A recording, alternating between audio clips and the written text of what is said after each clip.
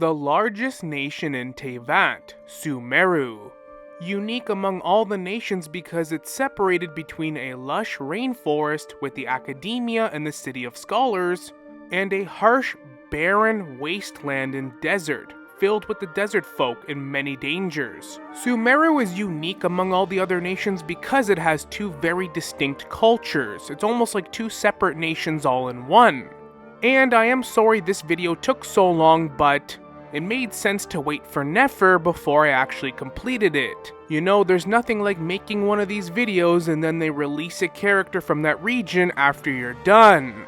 But this is the lore, backstory, and history of each Sumeru playable character. And I usually save the most recent character for last, but for this one I'm gonna start with Nefer, who we got introduced to in this patch in 6.1. Nefer is an extremely intelligent and cunning woman that originates from the desert of Sumeru. She specializes in dealing information, having a massive intelligence network, and selling information. She currently resides in Nodcry, where she opened the Curatorum of Secrets, and she enjoys having a strong reputation within Nodcry and Nasha Town. Nefer was actually very fortunate to come into contact with the Abyss King. He was able to communicate with Nefer through a cat named Ashru, and although his essence no longer lingers within that cat, Nefer does not want to take a chance on missing an opportunity to talk with the Abyss King once again. So she took the cat and still has that cat in the Curatorum. The Abyss King was one of the god sages under King Deshert, who also specialized in gathering intel information and was great at manipulation. The Abyss King also gifted Nefer a chessboard that Nefer currently uses to gather intel that no one else can gather, by being able to peek into the past, look into people's histories and what transpired, which is how she was able to look into Rarier's past, using Rarier's fragment heart found in Flynn's lantern. But unfortunately for her, Rarier is an exceptional being and one of the 5 sinners, so he was actually able to flip Nefer's vision, spin it around against her, and peer into her past, which is how we learned about Nefer's backstory. Nefer was from a small struggling tribe known as the Shmenti tribe, and her backstory really does paint a picture on how rough the desert was, and still is. Her tribe was led by her father, a very kind, honest man, but in Nefer's own opinion lacked the will and to do what was necessary for their tribe's survival. Because water sources were so scarce at that time and still are to this day, her tribe and entire family and friends were wiped out by a rival tribe, fighting over water. But because Nefer was such a prodigy and was destined to study at the Sumeru Academia, when she was adopted by a later tribe as the sole survivor of hers, she did eventually get recruited to the Academia. But Nefer is the perfect example of street smarts and a different kind of intelligence. Unlike most academics at the Academia, she specialized in reading people, opportunities, and spent her entire time at the Academia primarily studying the different tribes, especially the one that slaughtered hers. And when she was ready, she abandoned the Academia and set up her plan for vengeance. Using her new profound manipulation skills, she was able to pit the tribe responsible for killing hers against another rival tribe, using their bloodthirstiness and greed to have them destroy themselves, fulfilling her revenge without ever lifting a finger. But later, as she would reflect on this, she would have a great sense of guilt, viewing herself as tainted and somewhat of a liar, feeling like she abandoned what her father had taught her, all of his lessons. So even to this day, she internally struggles with that. And that's a big reason why she will never permanently return to Sumeru. Too many bad memories. Instead, Nefer has established a home and business within Nodcry, becoming a permanent residence, becoming part of the Voyage Guild, and even employing a young explorer and treasure hunter, Yehuda. And although Nefer has a reputation of being somewhat cold, she has formed a close bond with the Frostmoon Scion's leader, Lauma, often guilting her into doing the right moral thing. And because of the memory of her father, she usually gives in to Lauma more than anyone. Nefer's age is unknown, but she's born on May 9th. Lastly, Nefer's pretty unique among Sumeru characters because she's the only one that's playable that doesn't actually have a vision. The people of Nodcry have what is called moon wheels, which is essentially older ancient versions of visions before the heavenly principles in the Age of the Seven. But Nefer herself has something even more unique, something called a lunar bloom, an older form of a vision, slightly different from a moon wheel, created by ancient entities rather than the heavenly principles, which is why her dendro powers are slightly unique and different than other dendro characters we've met. But besides that, Nefer's powers still remain a mystery, at least for now. If we're gonna talk about badass characters from the desert, we might as well talk about Sino. The people of the academia and the rainforest might look down on the desert folk, while the desert folk look at them as, well, nerds, let's be honest. Viewing the people of the academia as soft, it doesn't stop the people of the academia and the sages from recruiting a renowned warrior from the desert as their general Mahematra. And Sino was placed in this position at a very young age to uphold justice and prevent the misuse of forbidden knowledge. Sino, though, was raised in the desert in a temple by a priestess, somebody that worshipped the god Herbanubis, another loyal sage and god under King Deshert. Herbanubis and King Ebis are kind of like Yaksha for Rex Lapis. It's not exactly the same thing, but it's very similar. And this priestess was responsible for training Sino, bestowing him a vision before sending him to the academia, giving Sino both electro powers as well as the power and spirit of Herbanubis itself, that he's able to manifest during intense fights and using his elemental burst. To say that Sino is intense is an understatement. This guy takes his job very seriously and he's not to be messed with. He is well known for his sense of justice and being relentless in his punishment. Sino is also a third-party unbiased enforcer, focusing on enforcing the rules but not necessarily the reasons behind them to avoid bias in his judgment. That's why during the Archon quest, when he started to sense something wrong with the academia and the sage's misuse of him, he easily turned on them and sided with us in overthrowing the sage's grand plan of turning Scaramouche into a man-made god. When Sino was gifted his vision, though, he went on a journey across the desert to sharpen his skills. And on this journey across the desert, the vision given to him by the priestess activated.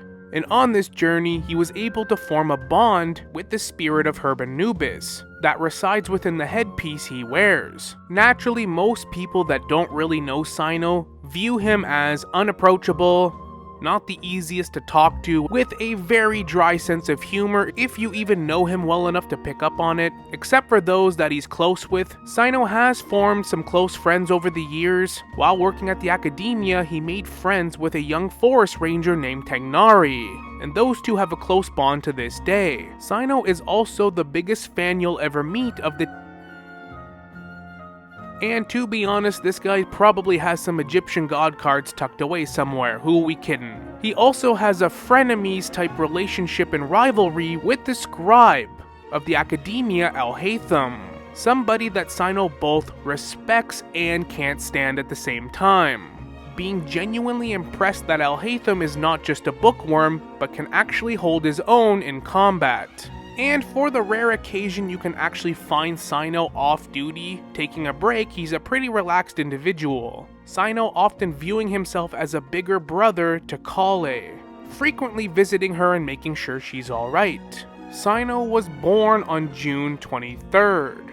While we're talking about Sino, it makes sense to talk about Sethos. Sethos was raised by his adoptive father Balman, and is the heir to the Temple of Silence, belonging to an ancient Sumeru organization and the former vessel of the spirit of Herbanubis. He lives a very low-key life in Sumeru under an ordinary identity, but like we learned in his story quest, got recently involved with events surrounding Sino and the Temple of Silence. Similar to Sino, Sethos is also a powerful vessel for a fragment of Herbanubis, and seeing both Sino's fame and reputation within Sumeru, Sethos chooses to stay in the background, does not want to be known, but knew he would eventually challenge Sino to be the sole vessel of Herbanubis, which he eventually did, but he would come up short, losing to Sino in a duel. Sethos chooses to live a very low-key and off-the-beaten-path life, but he is very proud to be from the desert and enjoys sharing those stories and culture with others. Sethos was raised by his adoptive grandfather. Not much is known about his birth parents, but it's speculated that his mother was a merchant and his father a mercenary. Sethos is also a guardian angel within the desert. There have been many inexperienced travelers wandering the desert, getting lost, who would have all ultimately met their ends, never to return. But Sethos was able to guide their way back to their friends and family. Some have even suggested that Sethos joined the academia, being that he's a sharp kid. Him even joking and stating that could be interesting, seeing how the academia teachings differ from the old folks back home. I'll consider it. Sethos, his adoptive grandfather, and a few from their tribe were off in the desert one day, where they got stuck in a massive sandstorm, and they weren't sure if they would escape. They were also simultaneously attacked by wild beasts. Sethos, realizing his grandfather was up in age and had sustained injuries in prior conflicts, knew that their survival would fall on him, and he fought tooth and nail with his bow. Their party even almost succumbing to quicksand, finally making it to safety. Having just experienced a genuine life or death situation, he was able to breathe a sign of relief, but felt an extra weight in his pocket. These chain of events, the quicksand, the desert storm, the wild beasts they fought, led to him pulling out of his pocket an electrovision that he gripped tightly.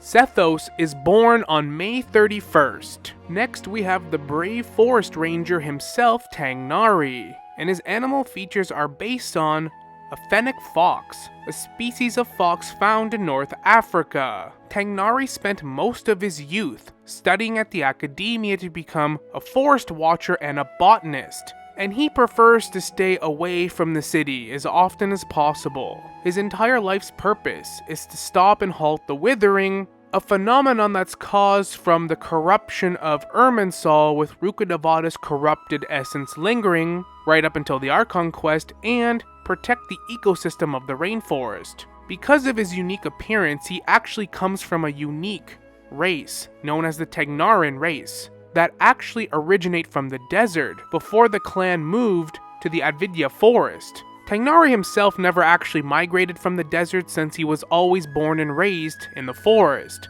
but his parents did migrate from the desert. Their clan fled the desert because of the constant battle and struggle with the Aramite tribes, so his race was forced to move, which ultimately benefited them all in the long run, since the rainforest had much better food, water sources, and overall just a better quality of life. Tighnari is also an expert at herbs and medicine, as well as all the wildlife, the fungi, and everything that resides within the forest.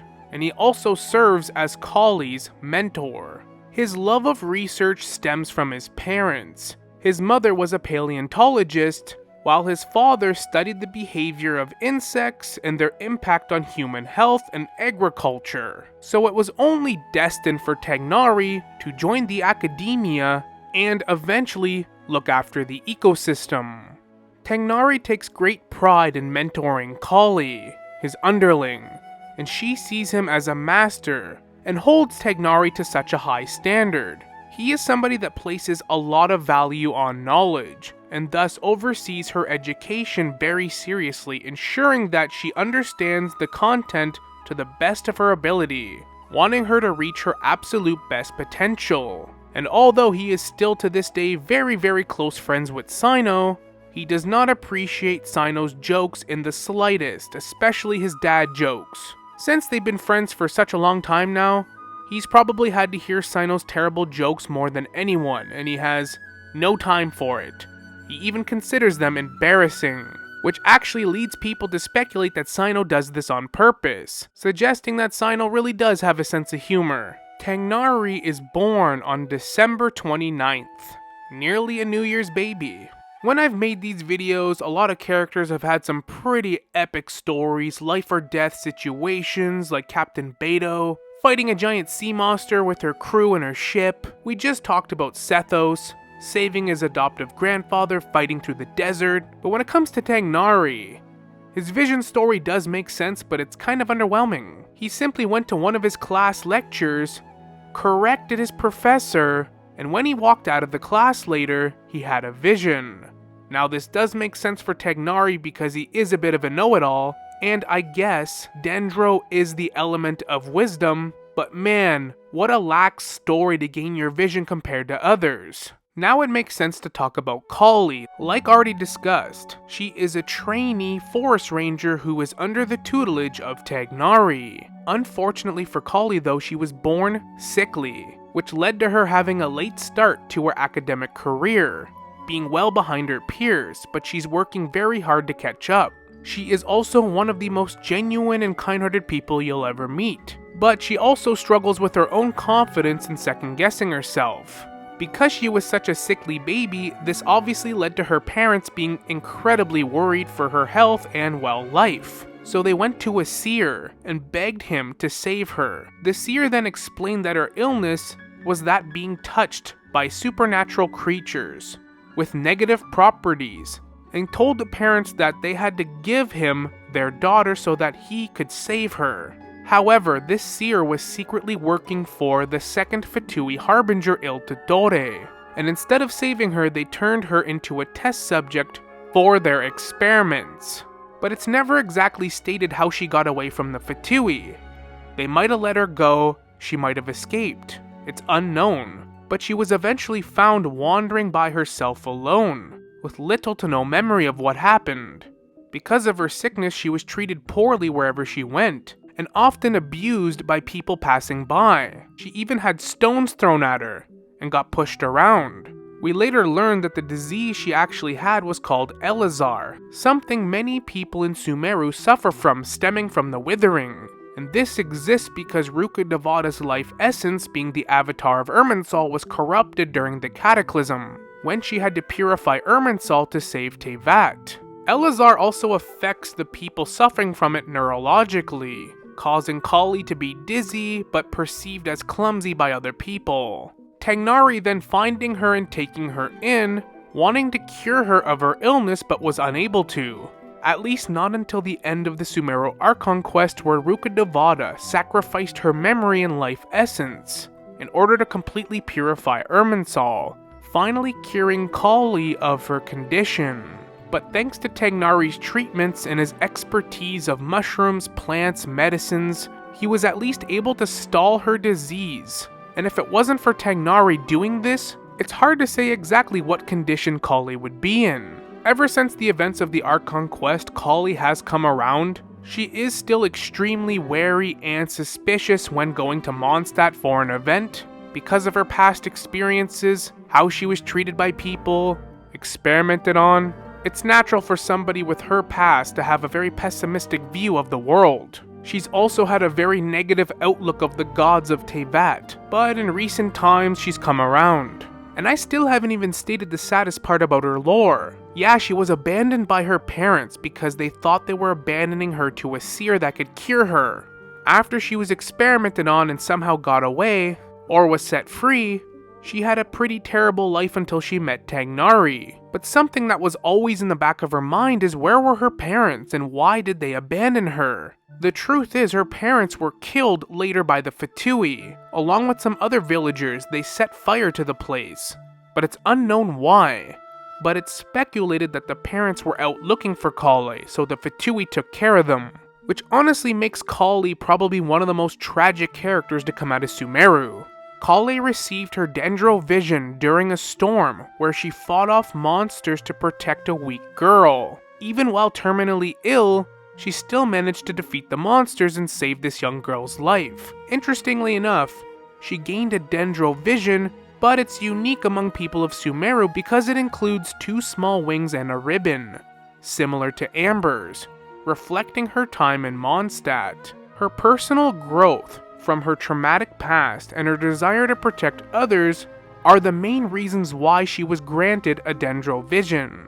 Collei is born on May 8th. Hello, my dada. Hi, my name is Jackson. Really nice to meet you. That was my 4-year-old. He wanted to say hi. He was outside while I was recording, so I said, yeah, you could say hi to everyone. But now moving on to one of, if not the most genuine characters in all of Genshin Impact, Nilou, with probably the most ordinary backstory you'll ever hear in this game. Nilou was born and raised in Sumeru City, with two very ordinary loving parents. They thought she might join the academia, she almost did, but she decided to pursue dancing, that became her passion, and her parents really didn't have an issue with it. And that's pretty much it for her backstory, nothing too crazy. The only really sad thing about this character is Sumeru as a whole is a pretty shitty place up until we go in the Archon quest. The sages have a monopoly over knowledge, wisdom. If you're not an academic or study at the academia, you're considered lesser, and they could care less about dancing, unfortunately, or expressing yourself in any other way. Nilou was a big advocate and still is for the main theater in Sumeru City under the academia. But unfortunately, the sages don't fund it whatsoever, sometimes outright even closing down events. Even something like the Sabzaru Festival. This festival in Sumeru is meant to commemorate the birth of Lesser Lord Kusanali after the passing of Rukkhadevata. And the festival itself is named after the renowned goddess of flowers, Naboo. And actually, as a side note, Nilou's whole aesthetic is based on Naboo. They are very similar, although they don't have any actual in-lore relations. According to Sumeru legend, this festival was adopted from a banquet the three god kings used to have. Different gods would get together, get drunk, Rukkhadevata would sing, King Deshret would play music, and the goddess of flowers would dance. I guess that's why Nilou resembles her. But because the higher-ups were sad about Greater Lord Rukkhadevata's death, they stopped organizing the festival, which when we get to Sumeru, it's Dinyazard that speculates it's because they see Lesser Lord Kusanali's birth as a symbol of her death. So everyone in Sumeru, outside a select few, either marginalize the festival or are too scared to say otherwise because they don't want to get ridiculed. The reason why it's important to go over the history of this festival is because it does show Nilou's character. She is somebody that's not afraid to express herself in her own way. Stand up to the status quo. We've all experienced this in real life, and sometimes it can be very scary to go against the norm or the popular opinion, whether in school, work, in a big crowd, it doesn't matter. So although Nilou does live a pretty normal, standard life, not going through anything too traumatic, she is incredibly brave in her own right. I mean, especially in a city full of nerds that think they're better than everyone. During one dance lesson, her teacher told her that she should try to convey emotions on stage, to make your audience smile and feel the emotion of your dancing. She was nervous, but when she started dancing, it just took over. She started thinking about the wind, the moon, and the gentle sound of roses blooming. She started picturing herself dancing on top of the water, with small ripples at her feet. The audience was so stunned by her performance, they almost forgot to breathe. They loved it, amazed at such a pure and flawless beauty. After the curtain fell, Nilou flopped to the ground backstage to take some breaths. She hadn't realized how long she had been dancing for, the adrenaline just took over. But when she looked down at her waist, there was a hydrovision now glowing. Nilou gaining her hydrovision through her dancing made her realize that she found the purpose of dancing at last, and that indeed this was the right call, and her true calling. Nilou is born on December 3rd. Next, it's time to talk about Dehya, a rough and tumble mercenary from the desert. But although I gotta admit, she is pretty easygoing and adapts to the city life pretty naturally. She is pretty unapologetic in that she just wants to make money. She's a mercenary for hire.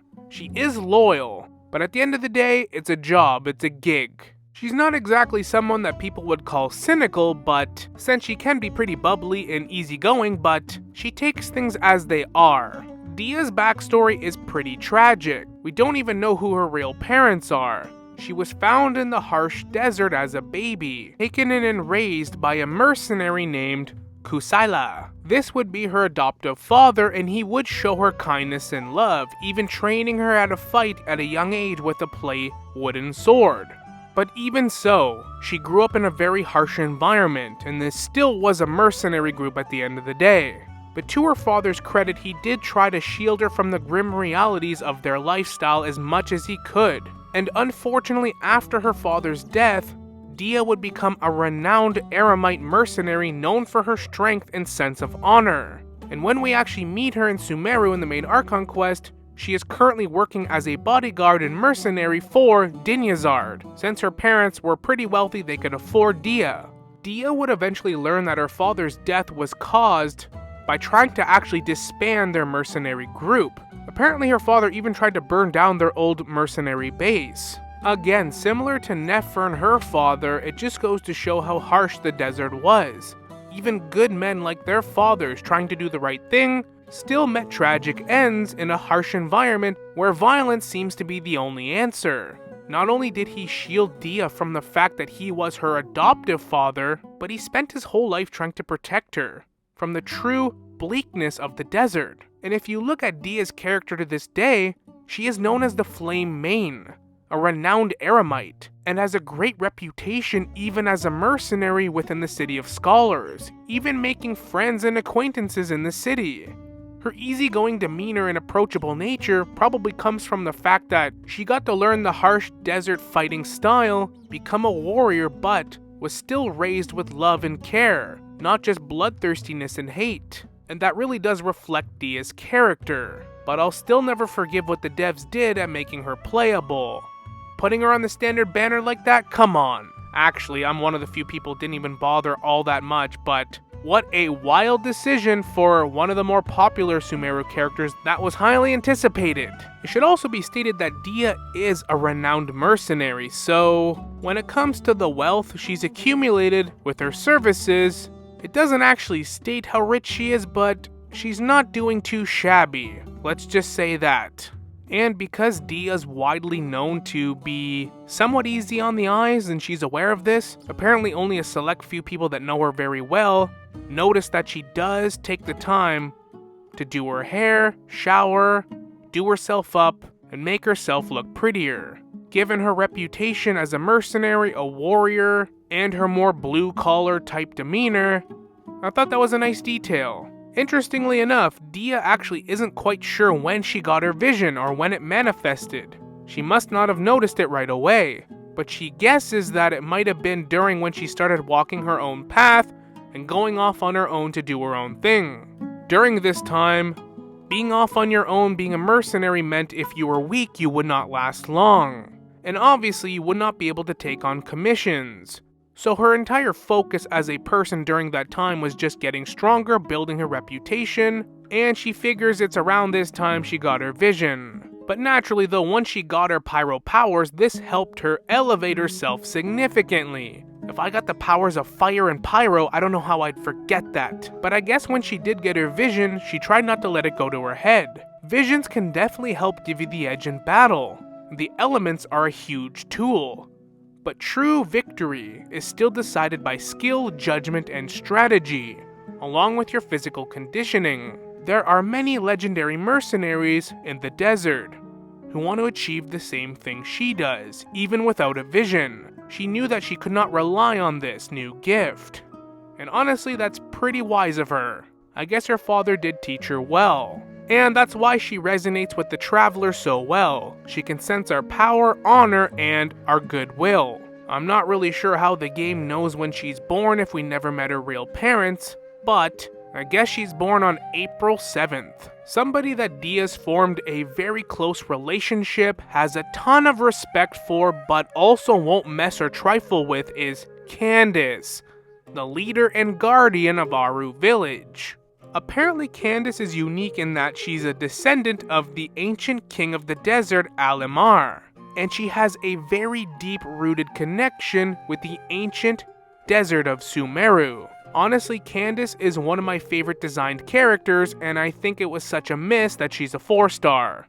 Let alone not that viably good, meta-wise. But I mean, the fact that she has a shield and a spear is still pretty cool. Seen as that she is viewed by everyone in the desert, even the Sumeru Academia, as a protector, wielding the blessings of the ancient king. She is also known for her fierce loyalty to her community and the ones she protects, but can also at the same time be one of the most friendly people you ever meet, showing nothing but kindness to visitors. And for those of you wondering who Alemar is, it's just another word for King Deshret. So yeah, she's a direct descendant of King Deshret themselves, which is kinda cool. And because she allegedly has King Deshret's blessing and granted power, apparently through her left eye she can perceive the future to an extent. There isn't too much known about her earlier years, her childhood, but it's said that she did grow up and was raised in Aru village. Like anywhere else in the desert, they took pride in their desert culture and heritage, but also their abilities in combat and fighting skills. At the age of 8, Candace was already selected to try out in different events to test her if she would be worthy to become the next guardian. And she passed those tests with flying colors, throwing a spear farther than anyone, showing tremendous skill in combat, using the shield, and obviously it didn't hurt that they already at this point started speculating that she was blessed by King Deshret themselves. And just like that, at the early age of 8, she became the next guardian of Aru village, and remains the guardian to this day. But with that position comes a warning, a rite of passage. The mission of Aru village guardian is to guard the village till the last of King Deshret's people fade away. And this kind of explains why she's so incredibly fierce and loyal in protecting anyone associated with the village. Like I said, even somebody like Dehya does not want to mess with Candace. And unlike the other guardians before her, Candace actually allows different trading with other nations, different goods and services that come from all over Teyvat, which obviously allows Aru village to thrive. Obviously that gift with her left eye helps in this situation, allowing her to perceive threats. To anyone that abides by the rules of the village, like I said, she is one of the nicest people you'll ever meet. But if you don't, if you're a threat, if you cause trouble, if you try to steal, mercenaries, bandits, eremites, people that think they're strong enough they can waltz in and do what they want, she will leave them to the crows of the desert. Let the desert consume them. But she has from time to time been known to show remorse to different bandits, treasure hoarders, giving them water, a place to stay and rest if they were found on the brink of death. And naturally, Candace's different eye colors intimidate quite a few people that come across her. As for how she gained her vision, there have been some in the past that disapproved of her changing so much of what they established, being a bit dissatisfied with her abandoning their traditions, stating that we as guardians must do what we must to maintain order in the village. What you have done, Candace, will only cost the village its peace, telling her to fulfill her duties and that she's failing. But Candace wouldn't have any of this. She stated that you people only wish to protect the past, and if that's the case, you can do it yourself. I will not let the people of Aru village be bound by the past forever. If you can't move forward, then it's up to me to protect the future. The old guardians were intimidated by her and that fierce look in her eyes, making it impossible for them to rebuttal anything she said. She stormed out in anger, grabbing her spear, and as if it responded to her convictions, a shining jewel had appeared at the tip of her spear, a shiny hydrovision. The eyes of the gods had found her, and they had given her their approval. A vision is also a resolute heart, and no finer ornament can be found anywhere. So her standing her ground, staying true to herself, is how she gained her hydrovision. Candace is born on May 3rd. Next, we have everyone's favorite swindler and merchant, Dory, who's made a comeback and not cry along with Nefer, and I really enjoy this. Dory is a highly regarded, highly sought after merchant that comes from Sumeru, who also goes by the name Lord Sagama Bey, and she is known to be able to obtain just about anything anyone needs, as long as they have enough mora to afford her insane prices. But to her credit, she usually has some pretty insane goodies. Just like in the Sumeru Archon quest, she is always good for a capsule of forbidden knowledge. The heavenly principles would honestly hate her.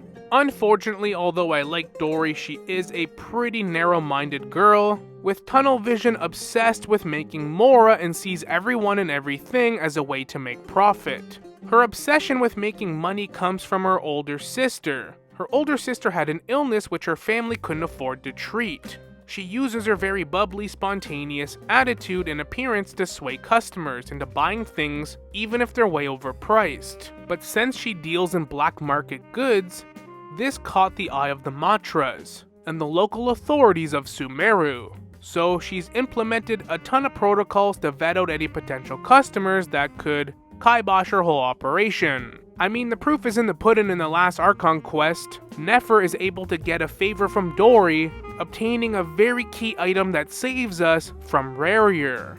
Funny enough, Dory is one of the few people in Teyvat that actually knows Alice on a personal basis. Nobody even knows how they met. Alice never stays in one place too long, but every time she visits Sumeru, she gives whatever new invention she has to Dory. But to Dory's credit, every time she sells whatever invention Alice gives her, Dory will always find a way to send the Mora to Alice wherever she is. I mean, I think Alice is the first person in Teyvat to invent what is essentially a telephone. Maybe sell that. Sometimes though, Alice will actually send a letter saying that she should just keep the Mora herself. But most times Dory will insist on getting Alice the money. She does not want to burn that bridge. Something a lot of people don't know about Dory though is she actually just enjoys music, listening to her music box. The story of how she gained her vision was quite sad. Her and her sister used to go pick flowers together, sing in the meadows, but one day her sister started coughing up blood.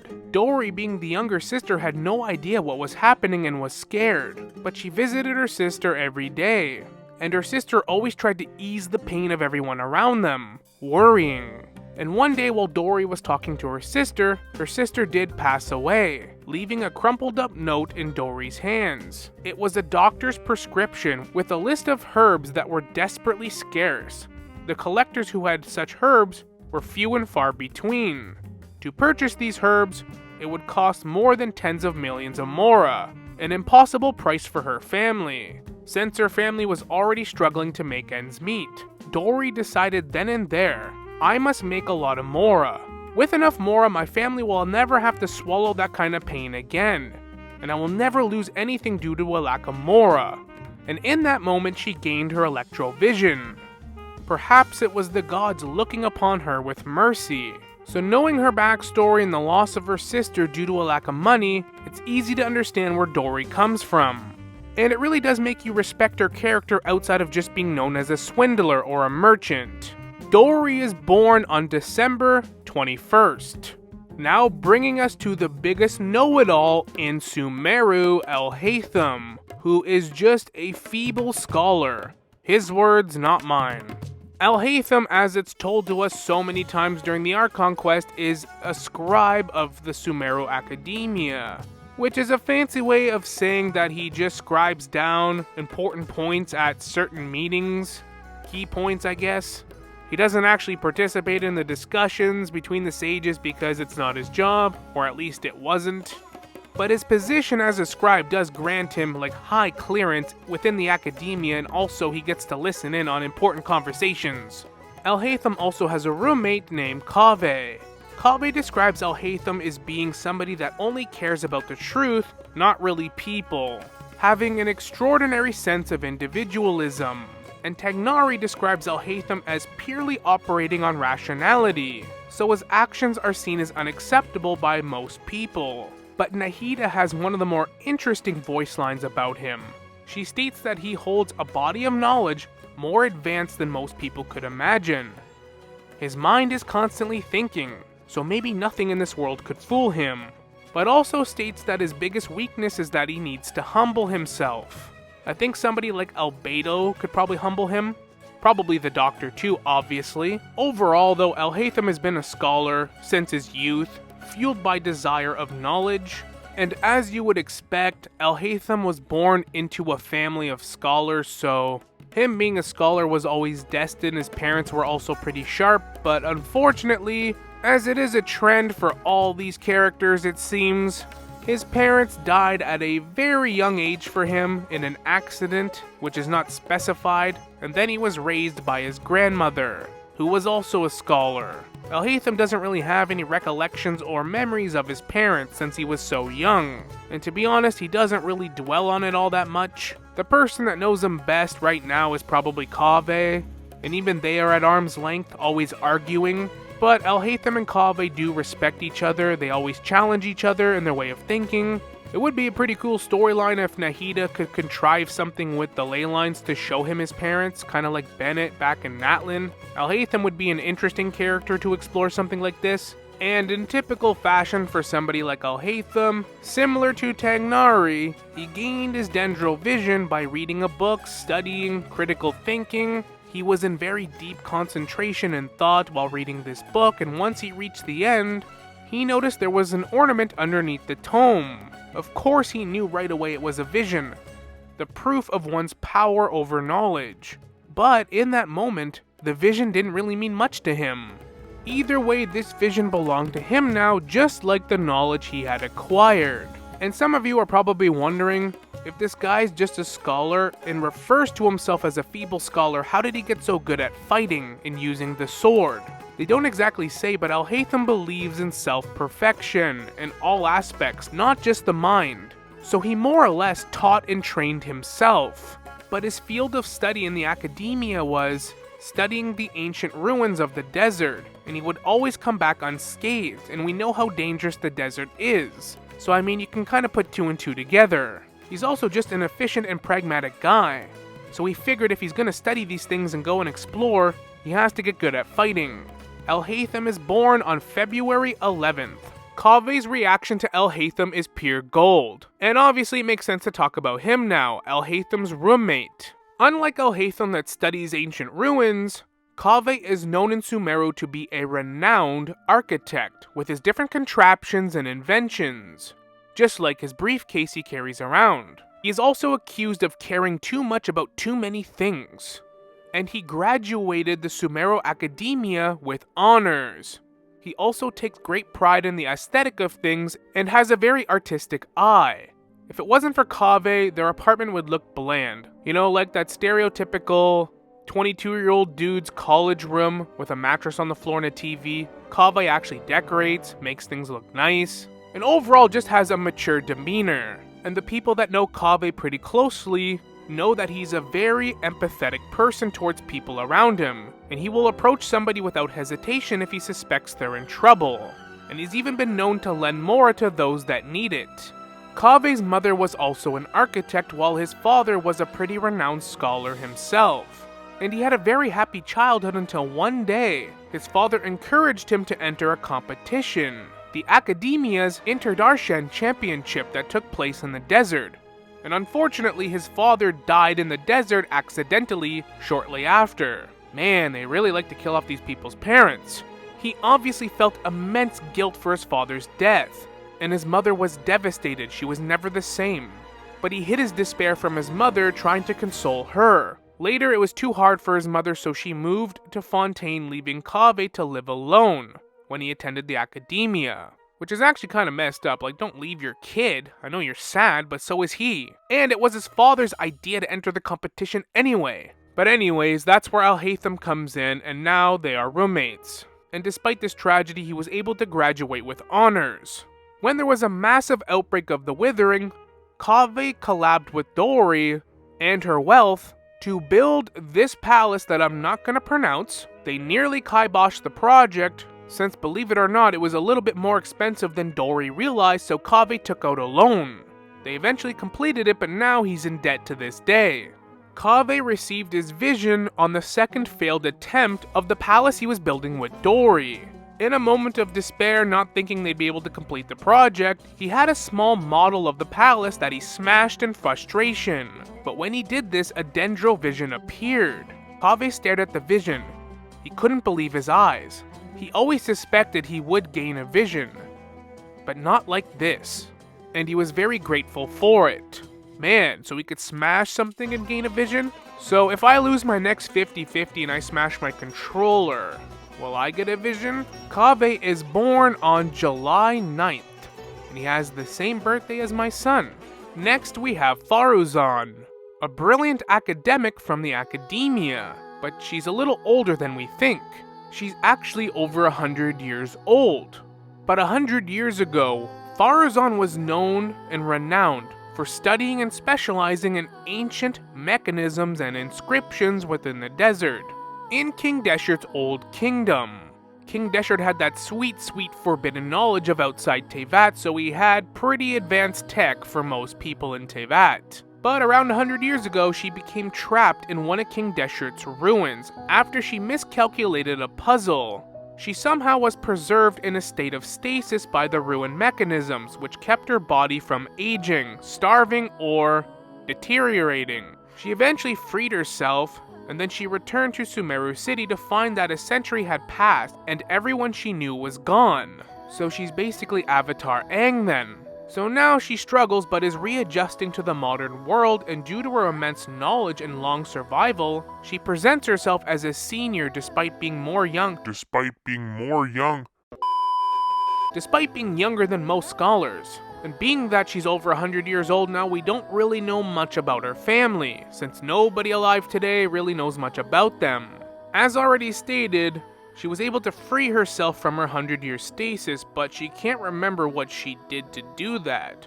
After 100 years of being trapped, when she first left the ruins, the blazing sunlight felt like a sting in her eyes, followed by a huge gust of wind grazing her face.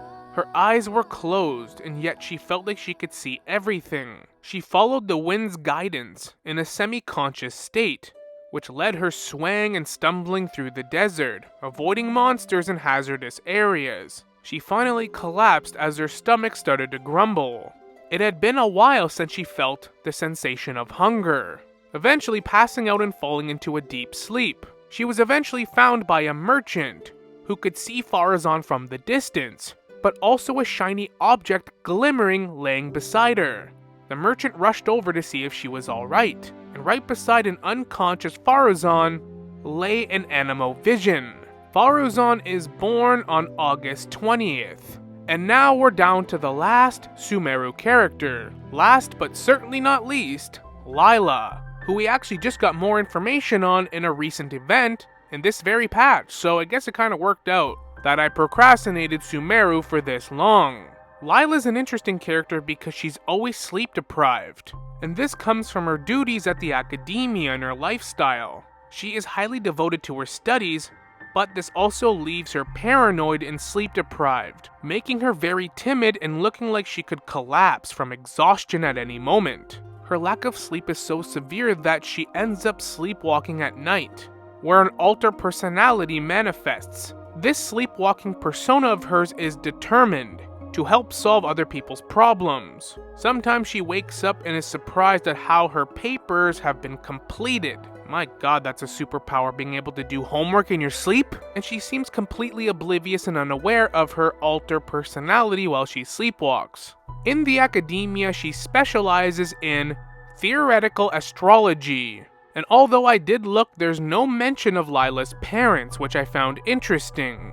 I mean, I guess it's alright, it's one less group of parents that have to die for another tragic story, I suppose. Now that we're in Nodcry exploring the concept of the moons, and Layla being an astrologer, there was an event in 6.1 where Layla was found in the desert delirious and unable to remember what happened, but she kept repeating the phrase, the moons, how many are there? With a story involving her being rescued at the Temple of Silence. She was rescued by Sethos and other members of the Temple of Silence. Unfortunately, it does not actually resolve why she was in the desert, being tied to her insomnia, because when she sleepwalks, she doesn't remember. But it's like her subconscious mind is aware of the moons and what's happening in Nodcry, and it goes right along her field of study. As for how she gained her cryovision, it was during an intense debate at the academia, and hilariously enough, the argument she had with another scholar was by her sleepwalking persona, and later that day her awakened, sleep-deprived self reached into her bag and found a vision, coming to the conclusion that the conflict between her awake and sleeping selves were the catalyst for this vision. which is one of the weirder stories I've heard of people getting their visions, but hey, Layla is born on December 19th. And that is going to wrap up all the Sumeru characters, their lore, backstories, and information about them. I didn't cover the Wanderer or Nahida because they're both in their own videos about the Harbingers and the Archons. And next we'll naturally be doing Fontaine. Thank you so much for watching though, I hope you enjoyed the video. Like and subscribe if you'd like to see more content like this, and as always, we will see you all in the next one. Later.